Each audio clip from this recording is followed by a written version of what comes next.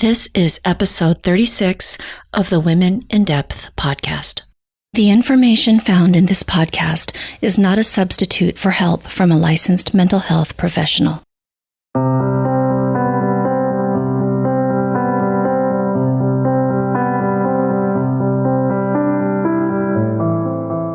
Hi, everyone, and welcome back to the podcast. Today's episode will be a little different from previous episodes because it's just going to be me talking. And so I'm a little nervous, but I'm going to go ahead and feel the fear and do it anyway. And that is just, I'm laughing because that is synchronistic because today's podcast topic is fear. And as a therapist, I have to say that for better or worse, fear is a primary motivator in the lives of many individuals.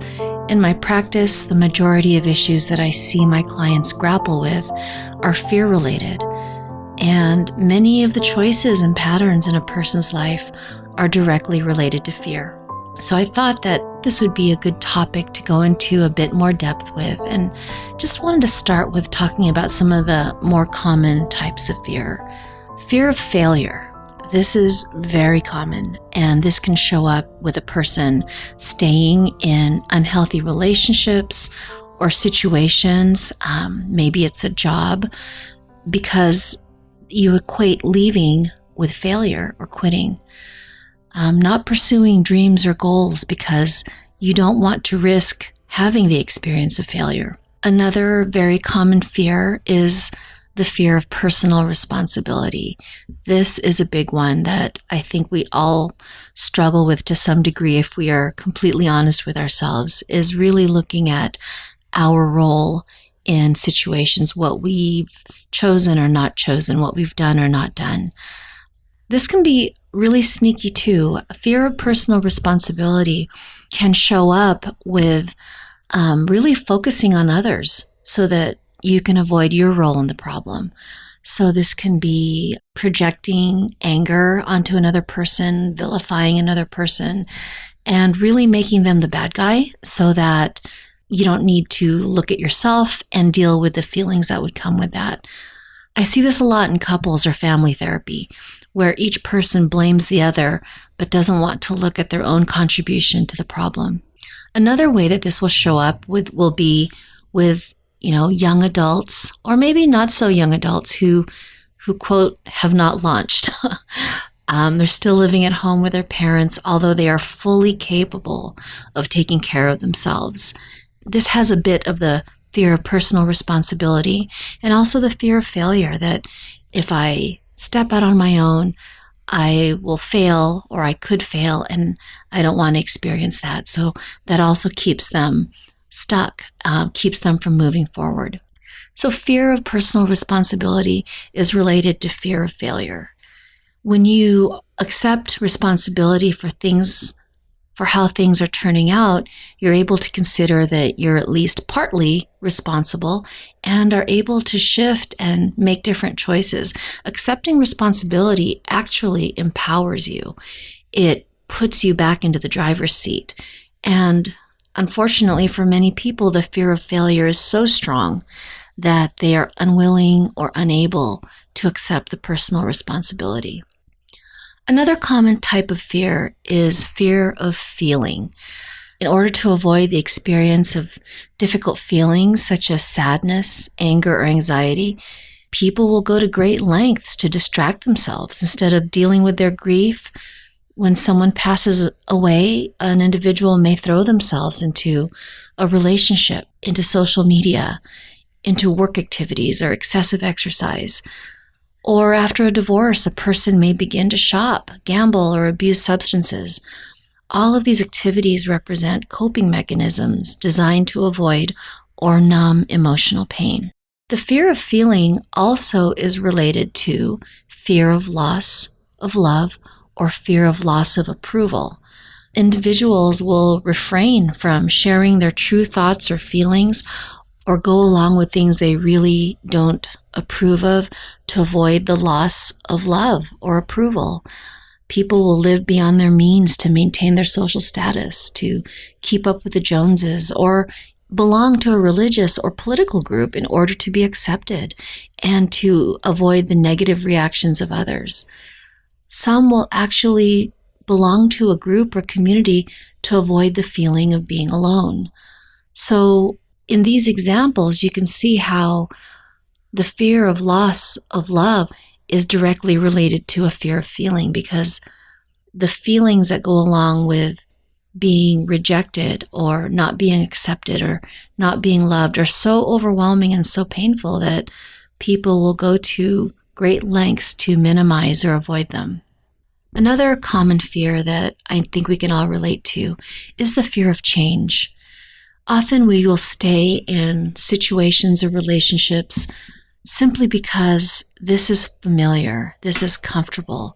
And so even though it may not be ideal, it may even be downright awful, when compared to the possibility of dealing with the unknown, it's almost like a person chooses the lesser of the two painful options. So I've gone through several types of fear that are common, and we all experience these from time to time and in varying degrees. But why is fear so powerful? There are two themes connected to fear, and my mentor, Dr. James Hollis, who is a Jungian analyst and author and international speaker, describes these two themes as abandonment and overwhelmment. Abandonment has to do with the fear of loss of approval or loss of acceptance or love. The other theme is the theme of being overwhelmed by painful emotions, and these painful emotions could be your own or the emotions of others.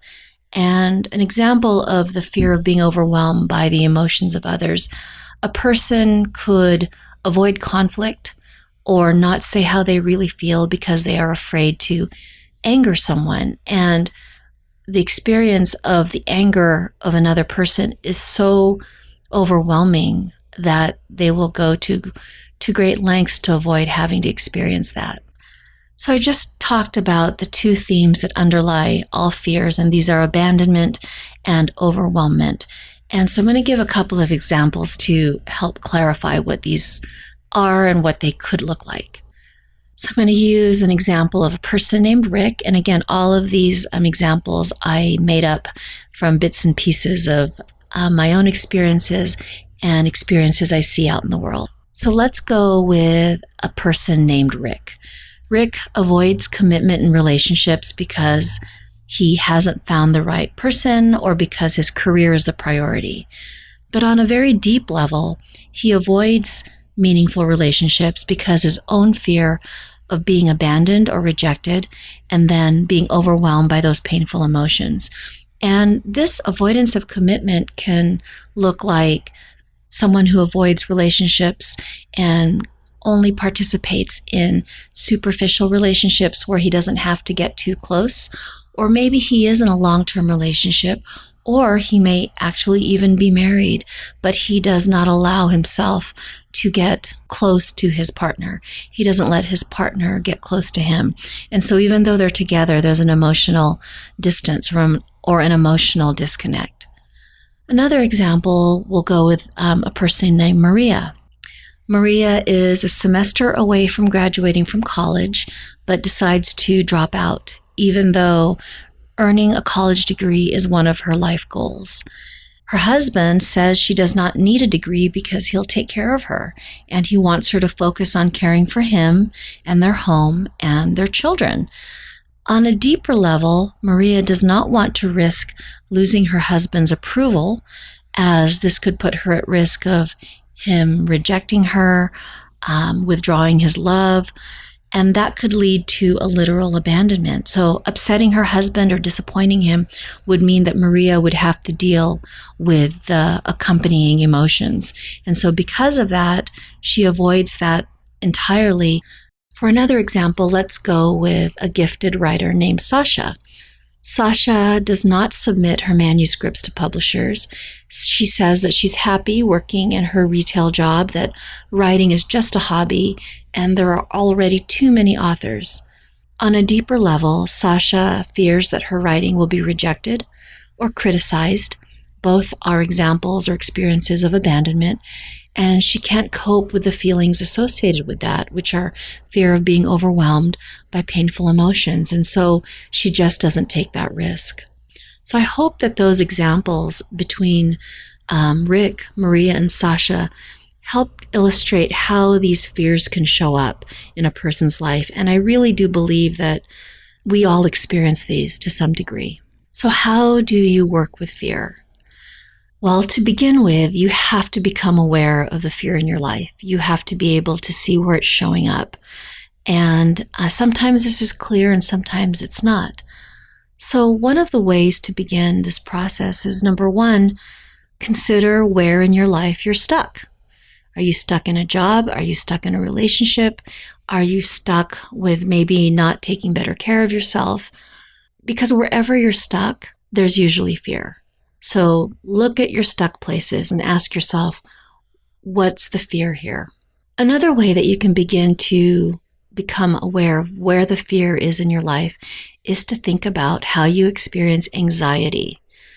Wherever there is anxiety, there's fear. And wherever there is fear, there's a place of stuckness. So if you can look at the people, the places, the circumstances where you find yourself responding with anxiety, if you look a little deeper, you'll probably be able to identify some fears there. I hope today's podcast helped bring a little bit more light onto our experience of fear, help normalize it in that everyone experiences fear. If you're human, it's part of the human experience. And while we can't get rid of fear entirely, we definitely can lessen its not so positive effects and begin to get into a different relationship with fear. In our society, in general, we look at fear negatively. We don't like it. We don't want to admit to it. We wish we didn't have it. And when we do that, what happens is we end up rejecting and judging a part of ourselves. So the healing process in working with fear really does involve getting into a different relationship with fear, shifting how we look at our fear and how we relate to it. And one of the first steps for doing this is recognizing that we all have fear and to begin looking at this part of ourselves with curiosity and compassion.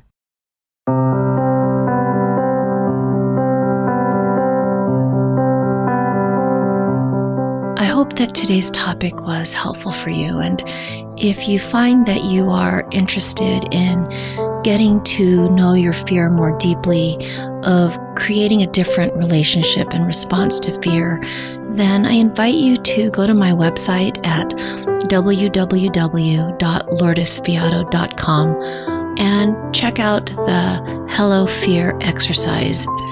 And what this consists of are a few questions that are designed to get you thinking about fear, the role it plays in your life, and to help you begin to experience fear differently. Again, thank you so much for listening, and see you next time.